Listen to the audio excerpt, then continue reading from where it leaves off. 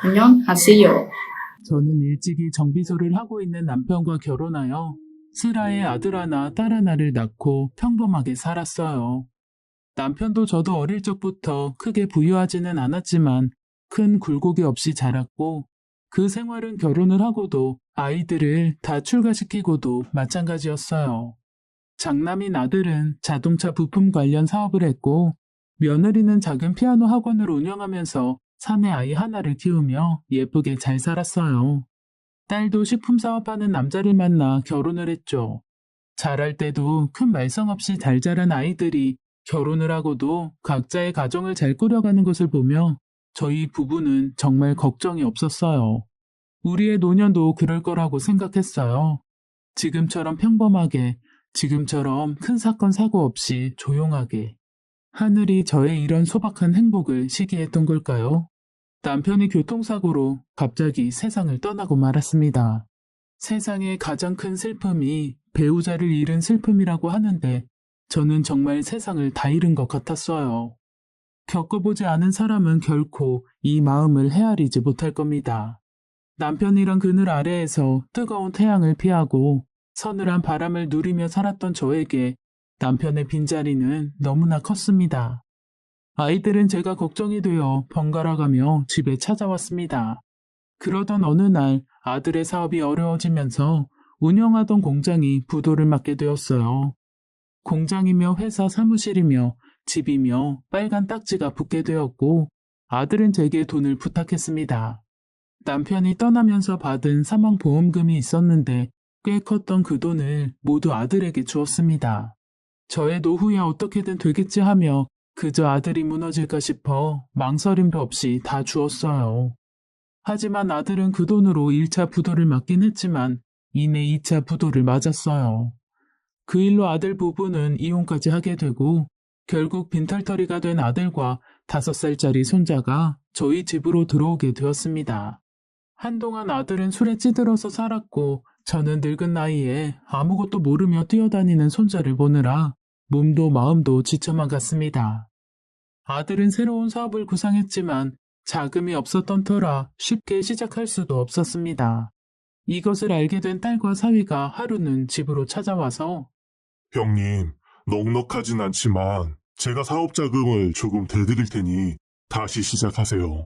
형님 같으신 분이 이렇게 무너지면 안 됩니다. 장모님 생각도 하셔야죠. 너무나 고맙게도 사위가 아들의 사업 자금을 대주었고 아들은 다시 작은 사업을 시작했습니다. 사위는 백년 손님이라는데 그 일로 저는 사위를 내 아들처럼 잘 챙겨주었어요. 이서방 고맙네.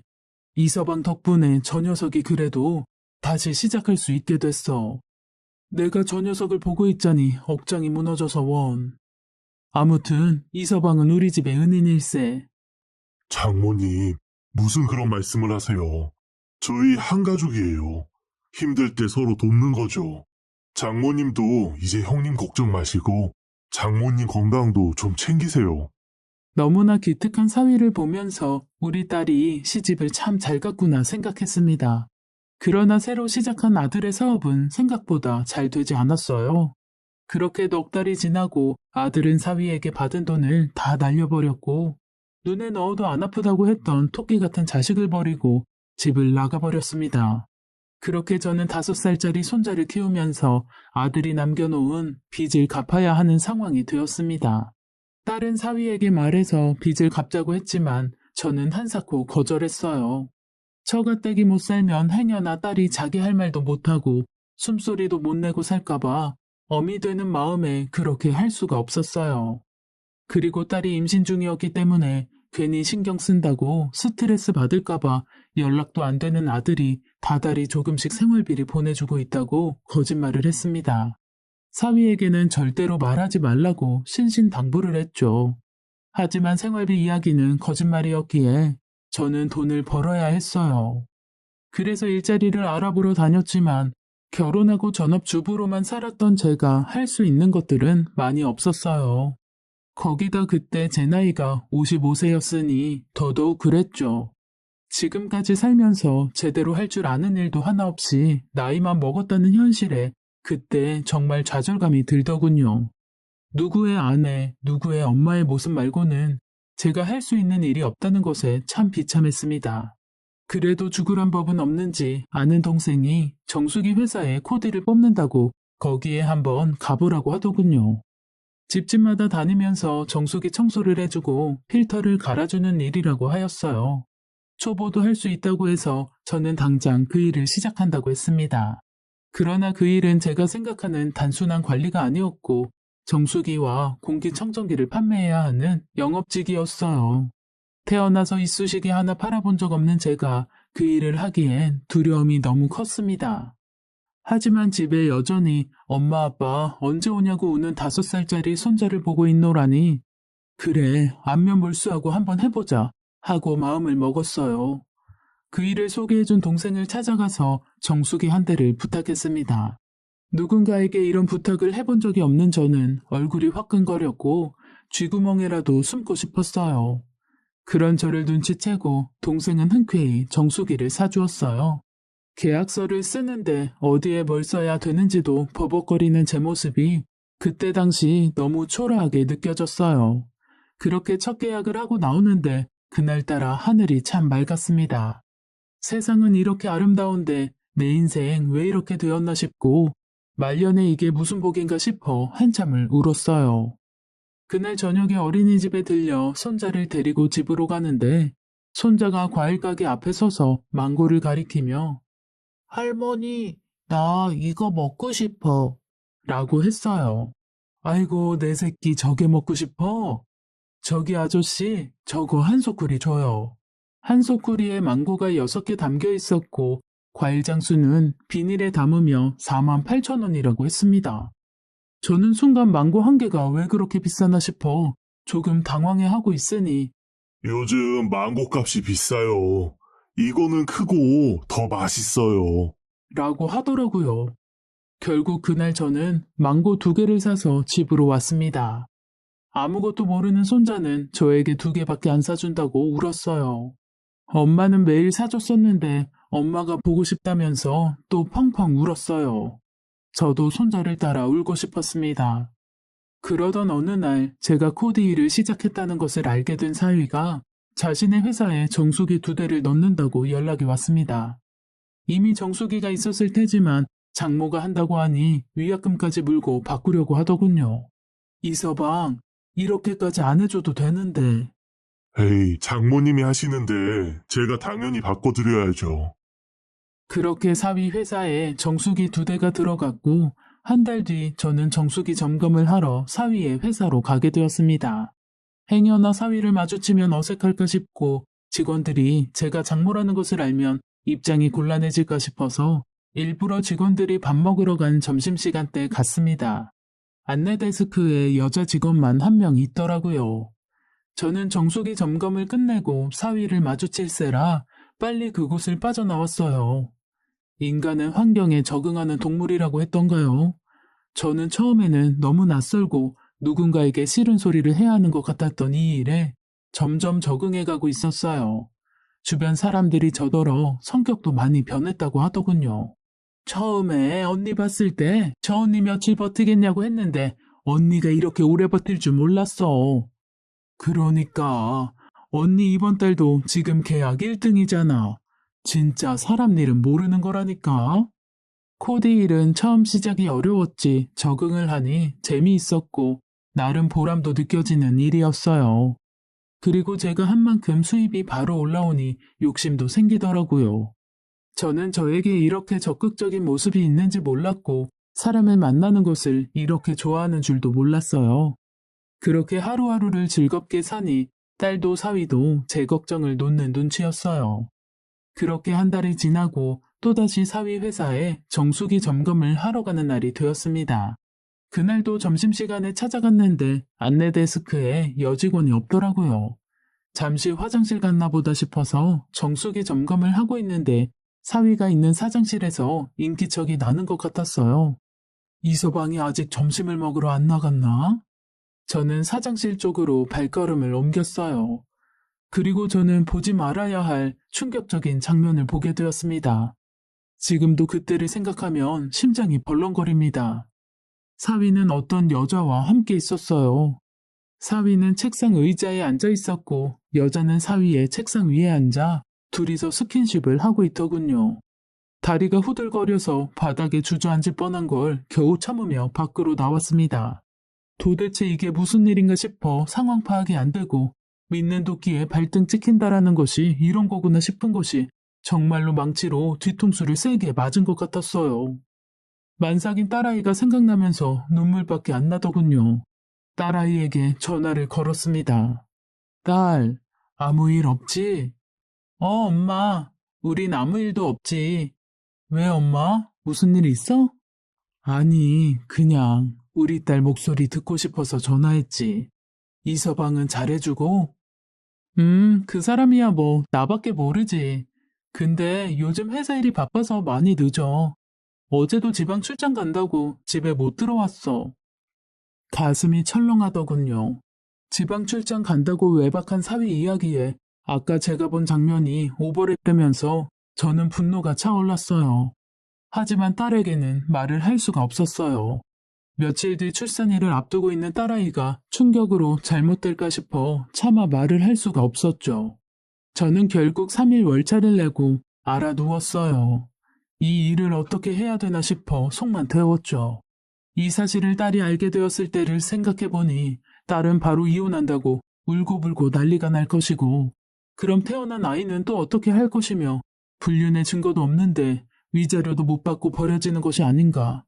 그냥 사위를 만나서 못 본 걸로 할 테니 제발 정신 차리라고 해야 하나 싶고 별별 생각이 다 들었습니다. 남편 없이 혼자 살아보니 정말 그건 너무나 힘든 일이었고 딸 나이가 이제 30인데 저희가 이혼녀의 딱지로 아이를 키우면서 살 생각을 하니 가슴이 미어졌습니다. 며칠 뒤 딸이 사내 아이를 출산했고 저는 그 소식이 기쁘지만은 않았어요. 딸, 고생 많았어. 몸은 괜찮아? 응, 엄마. 엄마, 우리 아기 봤어? 예쁘지? 이서방 꼭 닮았지? 근데 오빠는 왜 아직도 안 오는 거야?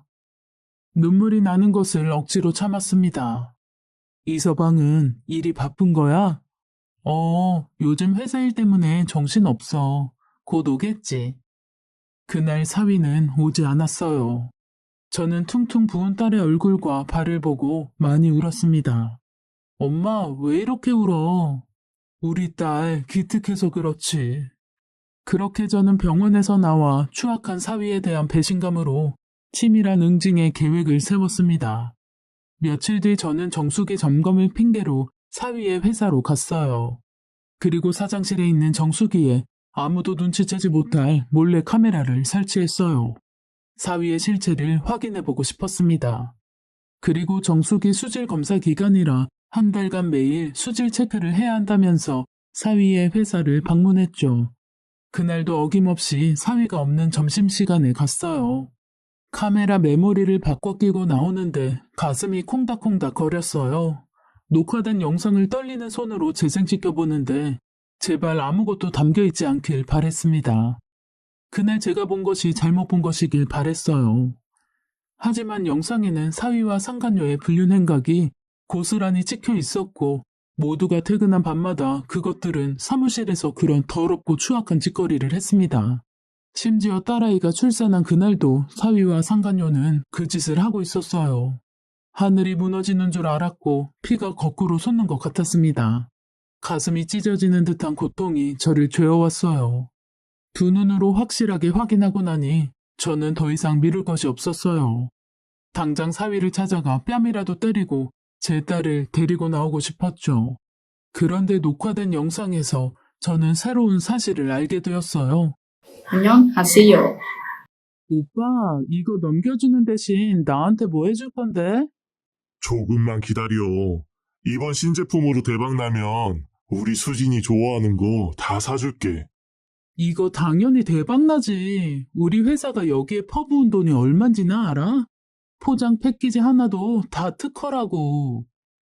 그래, 수진이 덕에 대박나게 생겼어. 이 복덩이.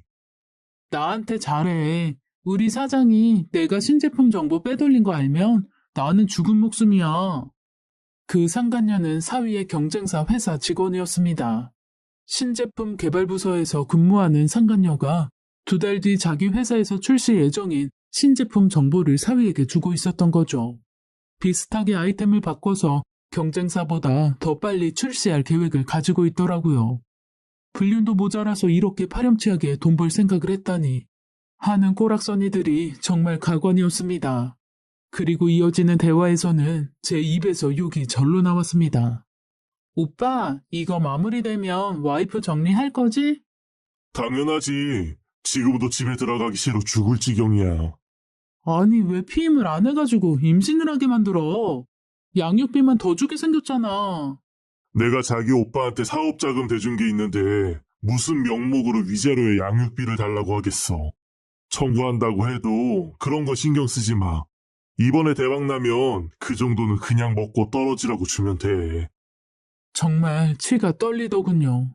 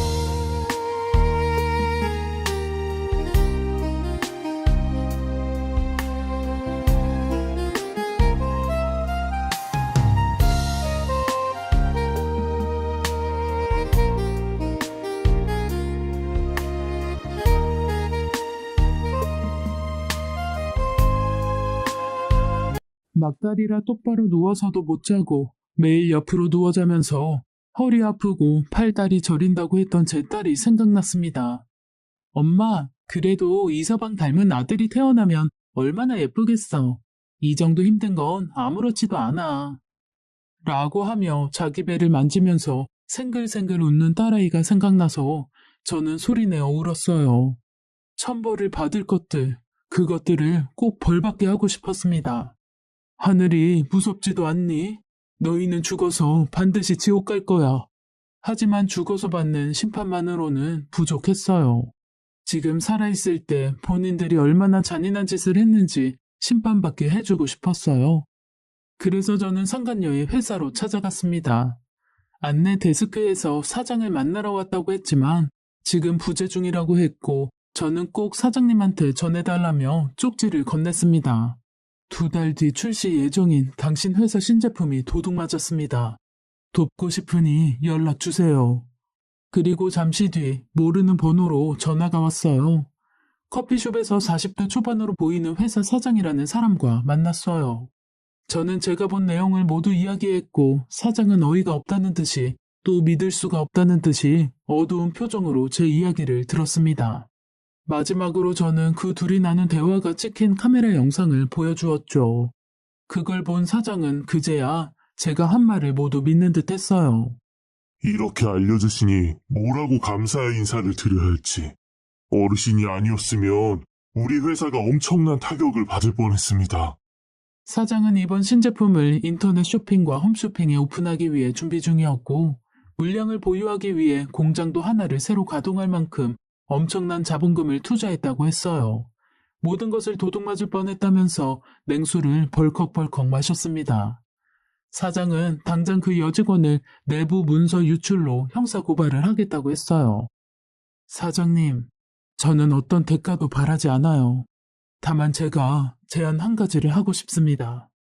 저의 제안은 이랬습니다. 그놈이 사장님 신제품 출시일보다 먼저 비슷하게 카피한 제품을 출시할 거예요. 사장님은 그놈이 출시하기 전에 출시일을 당겨서 신제품을 출시하셔야 해요. 그럼 사위놈이 준비한 모든 것들은 물거품으로 돌아갈 거예요. 저는 그놈이 바닥 끝까지 망가지는 걸 보고 싶어요. 사위가 신제품 출시를 위해 엄청난 돈을 투자했다라는 것을 알고 있었어요. 그리고 앞으로 더 많은 돈을 출시 전에 투자할 것이라는 것도 알았어요. 저는 그 모든 것을 무너뜨리고 싶었습니다. 사장은 울면서 얘기하는 저를 안타깝게 보며 직원들 몰래 고위 간부급들만 아는 걸로 해서 출시일을 당겨서 진행하기로 계획을 수정했습니다. 아무것도 모르는 사위놈과 상간녀는 곧 대박이 날 것이라며 축배를 들고 있겠죠. 그리고 그 일이 끝나면 꼭 상간녀를 법적으로 고소해달라고 부탁했어요. 사장은 걱정하지 말라며 거듭 저에게 고맙다고 인사를 했습니다.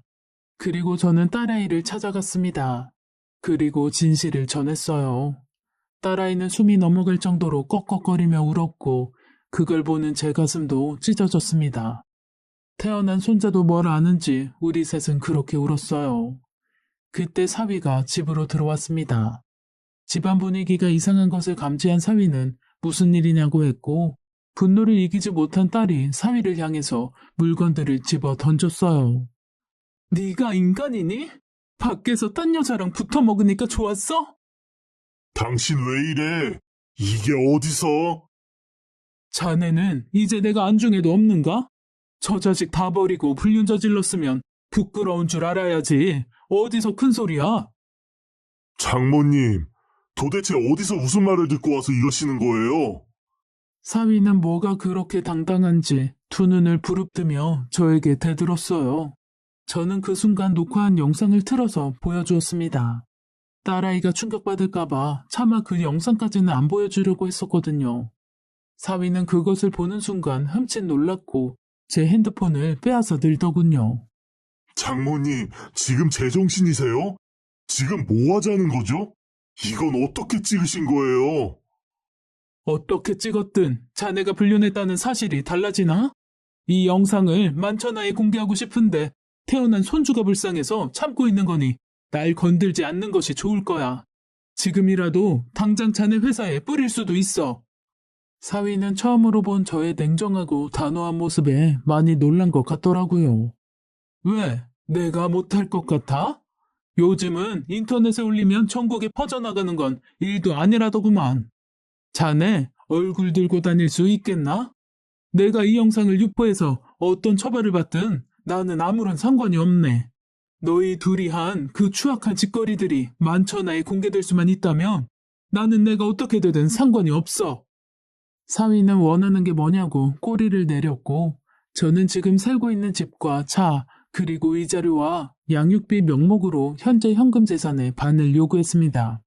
곧 신제품으로 엄청난 부를 가진다고 생각해서인지 빨리 정리하고 상간녀에게 가고 싶은 생각이어서인지 사위는 순순히 합의 이혼을 해주었습니다.